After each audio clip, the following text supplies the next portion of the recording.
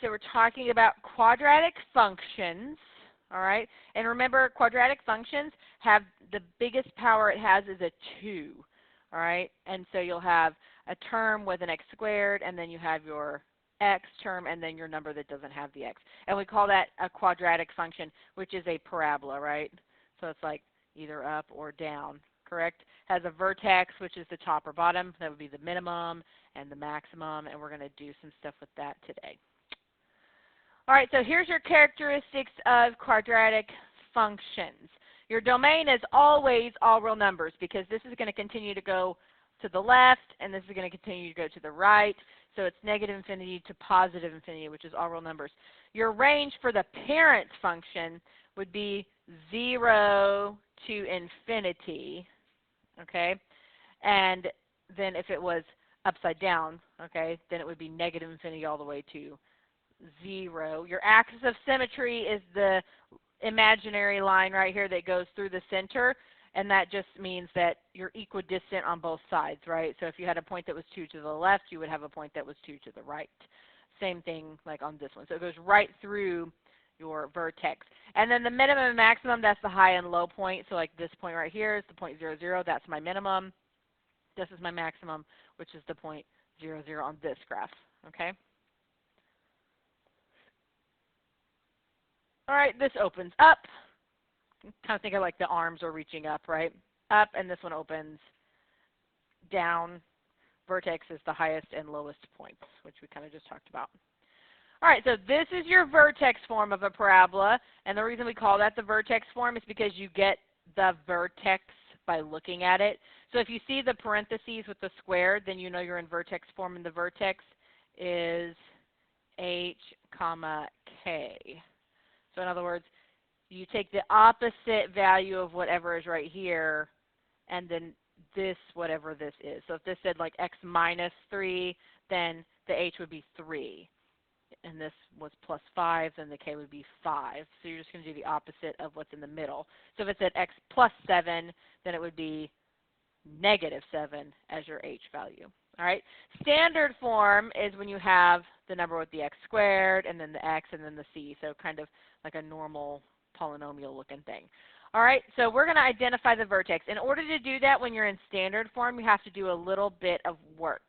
All right, you have an equation to find your x value of your vertex, which is the opposite of b over 2a.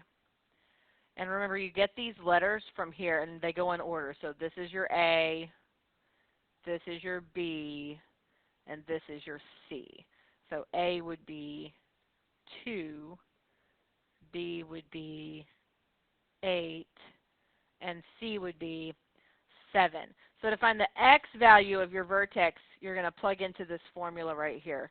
So I would do the opposite of b. That's how I always think about this. Opposite of b. So if b is 8, this would be negative 8 over 2 times a. A has 2. So I have an x value of negative 8 divided by 4, which is negative 2. So that's the x value of my vertex. To get the y, then I just simply plug the x in for the x's up here, and that will give me my y value. So I've got 2 times negative 2 squared plus 8 times negative 2 plus 7. All right, and when I plug this in, I suggest just plugging it in like this all at once. Don't try to split it up and do stuff all at the same time, just one big long thing in the calculator. When you do that, you're going to get negative 1. So y would equal negative 1. So the point of your vertex would be negative 2, comma, negative 1. Will be at that point on a graph. All right, now although I am making you do these by hand, you can also check yourself by graphing. So if you grab your calculator and you graph this, 2x squared plus 8x plus 7 remember when this front number is positive, it's going to open up, right? So if you graph it, it does open up, and if you look at your vertex, -2, -1 right there, correct? You can also ask your calculator to find what that is, and we've done that before. This is a minimum, right, the low point. So if you go to the calculate menu, which is in blue up here, so second trace, you can ask it to calculate your minimum. And then remember, you got to do left side of your minimum, right side of your minimum, and then have it guess. So right now, I am not on the left side, correct? I'm on the right side. So I'm going to arrow over somewhere on the left of my minimum. Press enter. And then it says, are you on the right side? Well, no, but I can move to the right side. Okay, on the right side. And then it says, do you want us to guess what that is? Press enter. And sometimes it gives you like weird decimal things, but that's -2, -1. Okay, so you can look at it. You can ask it to find it, to check yourself after you've done it by hand, right? Okay. So let's look at number 2. Again, I'm in standard form because I don't have the parentheses. So the first thing I'm going to do is decide what A, B, and C are. So A is always the number in front of your x squared, so that's 1. B is the number in front of your x, so that's -10. And C is the number at the back here. All right, and I'm going to have to figure out the x value by using the little formula. So x equals the opposite of B, so that would be +10, over 2 times A, which is 1. So I get 10 divided by 2, which is 5. Once I get that 5, then I have to plug it in so I can find my y value. So I have 5 squared minus 10 times 5 plus 25. So plug all that in your calculator at the same time, and you get a y value of 0. So your point would be 5, 0. And since this opens up, you're going to have a minimum, right? This is a minimum. And then I could graph it and take a look, right, and have it figure that out for me. I didn't do an example. Let's just add a little one here of vertex form. So let's say that I gave you 2x plus 3 squared minus 7. If I ask for the vertex on this, since this is in vertex form, all I have to do is take the opposite of this. So that would be -3, comma, and then whatever this number is back here, -7, bam, there's your vertex. Positive number out front, so this opens up, which means it would make it a minimum. So that's really a lot easier than doing this form, trying to find that. Okay, to find your x-intercepts, you're going to have to factor your quadratic. So remember, we don't like there to be negatives in the front, so first let's factor out a negative. So if I take out a negative, that's going to change this first one to a positive.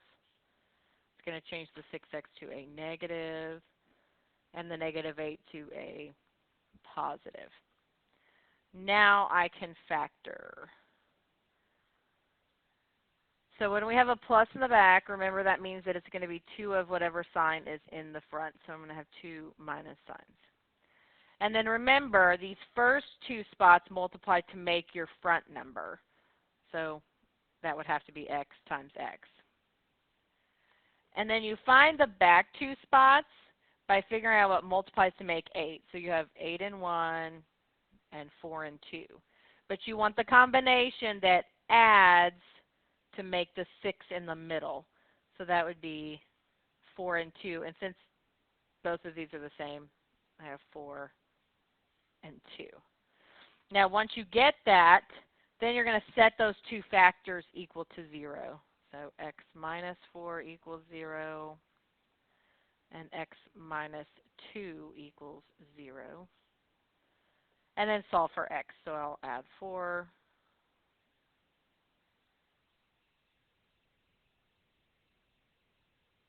And then on this one, I'll add 2.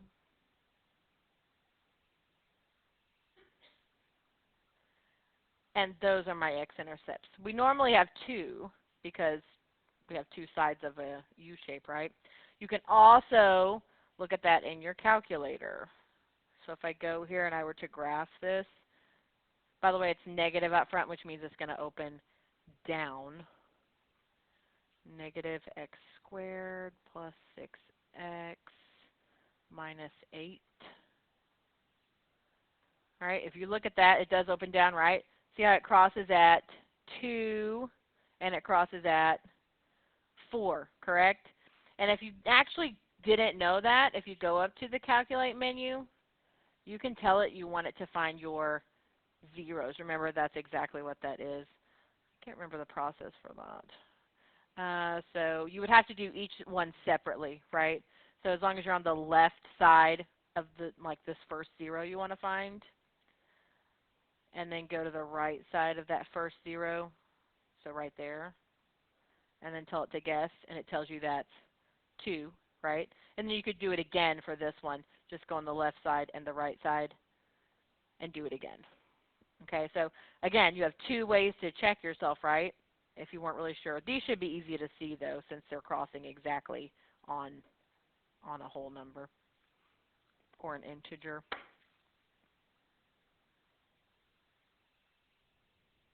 All right, so number 4. Again, we're going to have to factor. So if there's a negative out front, we're going to factor that out first. So that just changes all the signs. So I have x squared plus 4x minus 21. Keep the negative out front and split this into 2 binomials. All right, so remember, when there's a minus in the back, then you have a plus and a minus. And then we just have x squared in the front, so we're going to do x and x. And then we have to find 2 numbers that are going to multiply to make the 21. So that's 21 and 1, or 7 and 3. And you want the 2 that subtract, because of this sign right here, subtract to make the 4. That would be 7 and 3. But you have to pay attention to where you put them. You want the middle number to be positive, right? Because there's a plus in front of it. So you put the bigger number with whatever this sign is right here. So I'm going to put the bigger number with 7 and the smaller number with 3. And then I set those equal to 0.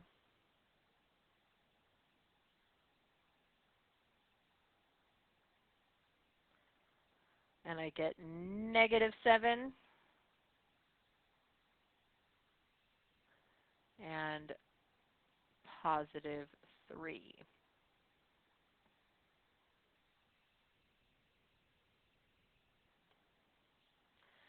All right, so when there's a number in the front, we are going to do the illegal move. So we're going to take that 2 and multiply it times the number at the back. So we've got x squared minus 7x minus 60.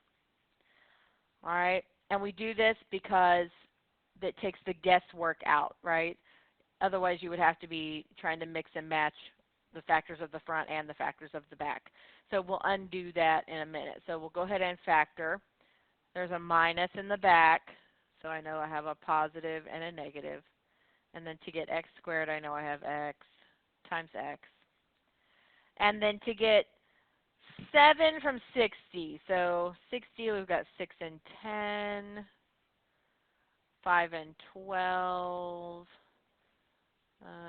2 and 30, 4 and 15. Lots of options, right? 60 and 1. But you want the one that will subtract to make the 7, which is 12 and 5. So I look up here and I want that middle number to be negative. So I'm going to put the bigger of those 2 numbers with the minus sign. So 12 will go with the negative and 5 will go here. Then once you get it factored, you have to undo where you multiplied by 2. All right, we multiplied by 2. We have to undo that. So you're going to divide both of these by 2. So if you can reduce that fraction, you should reduce it. 5 over 2 does not reduce, okay? So we're going to take that 2 and we're going to move it in front of the x. So that gives us 2x plus 5. 12 divided by 2 is 6. And then I want to show you this because remember the front numbers multiply to make the front number, right? So 2x times x is 2x squared. And the back numbers multiply to make the back number. So 5 times negative 6 is negative 30. To get the middle number, it's the outsides times the or plus the insides. So 2x times negative 6 is negative 12x, right? And 5 times x is 5x, and when you add that together, you get negative 7x, which is the middle. Okay? Doing the illegal move just takes out the guesswork from figuring out where that 2 is supposed to go. Should it go with the 5 or the side with the 6, and all of that. All right, so now that we have our factors, we're trying to find the zeros, so we're going to set those equal to 0. So 2x plus 5 equals 0, and x minus 6 equals 0. So solve for x, I'm going to subtract 5. So 2x equals negative 5. And then I divide by 2. So x is equal to negative 5 over 2. And then over here, x is just 6.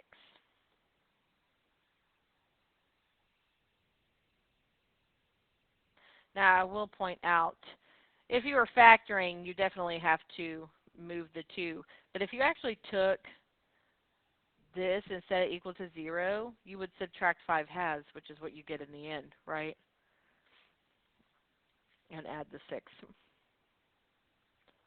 All right. The path of a baseball is given by this function. Notice it's negative, which means it opens down, which makes sense, right? Because if you've got a dude standing here and he's got a ball and he throws the ball, it's going to go like this, right? Okay, so it does go up and then down, okay? Where f of x is the height of the baseball in feet, so f of x represents the height, and x is the horizontal distance from the plate. So distance from plate. What is the maximum height reached by the ball? That would be this part, right? Which is also called the vertex, correct? So if I want to find the maximum height of the ball, I would be finding the vertex, but not the whole vertex, just the height of it, which would be the y value. So in order to find the y value, I must first find the x value. So the a value of my equation is negative 0.0032. The b value in that equation is 1, and the c is 3. So the first thing I'm going to find is the x value, which would be the distance from the plate. All right? So x is equal to the opposite of b, so that would be negative 1, over 2 times a, which is negative 0.0032. All right, so if I plug that in, I'm going to get 156.25. So 156, this is in feet, I believe. So 156.25 feet away from the plate is where the ball is going to reach its maximum height. So to find that y value, I have to take the 156.25 and plug it back into my equation. So that gives me negative 0.0032 times 156.25 to the second power plus x, that's just 156.25, plus 3. Plug it all in at once, all at the same time, don't break it up, and you're going to get about 81 feet. So it goes 81 feet high. That's pretty high. All right. So now they're going to give us some information, and we're going to write the equation of the parabola. This is the part that we have never done before. So they gave you the vertex, and they gave you a point. So if you're given the vertex, you should use your vertex form, which is f of x equals a times x minus h squared plus k. To write the equation, you have to have the a, the h, and the k. Right now, the only thing you have is the vertex, which is the h and the k. They haven't given you a, but they did give you a point, and that represents x and y. So in order to find a, you're going to have to plug in the h, the k, the x, and the y, and solve for a so you can write the equation. So y is the f of x, right? So in place of that, I'm going to plug in the negative 6. And then a is what I'm trying to find. I don't know that. And then the x value is 3 minus the h value is 1. Then I have my squared plus the k value is 2. Now it's just a matter of simplifying and solving for a. So if I did 3 minus 1, that would be 2. 2 squared is 4. So this is 4 times a plus 2.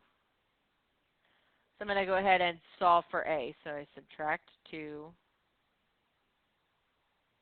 And I have negative 8 is equal to 4a. Divide by 4. So a is negative 2.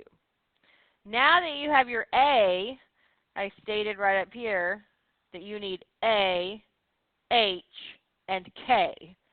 So now you have a, so you're going to plug into this formula and just leave it be. So your equation is f of x is equal to a, which you found to be as negative 2,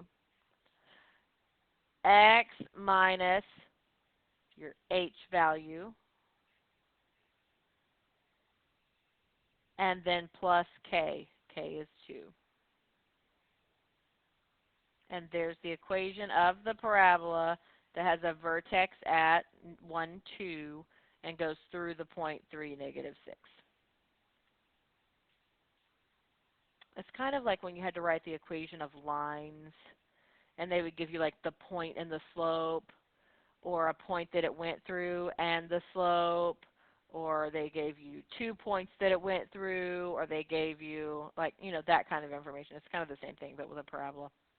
All right, last one, another vertex and then a point that our parabola is going through.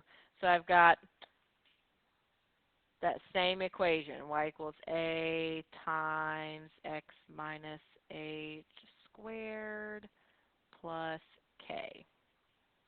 So if I have h, k, those are the two things I have to have to write the equation, but I also need the a value. All right, so to get that, I'll use this point, which represents the x and the y. So I plug in 22 is equal to, a is what I'm trying to find. The x value is negative 2 minus h. So if I say minus negative 5, that's actually going to be plus 5 squared, and then k is plus 13. So if I take negative 2, I add 5, that's going to give me 3. Squared would be 9. So this is 9a plus 13. And then I'm just going to solve for the a. So I subtract the 13.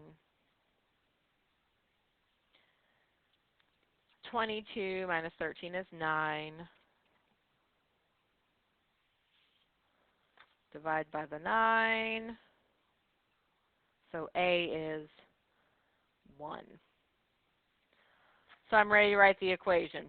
F of x is equal to, I found my a, that's a 1, but it's being multiplied by something, so I don't need to actually write the 1. So now I have x minus h. So if I minus a negative 5, that's actually a plus 5 squared. And then k is 13, so plus 13. So if k were to be negative, then this would be minus 13 here at the back. So there's the equation of the parabola that has a vertex here and goes through this point.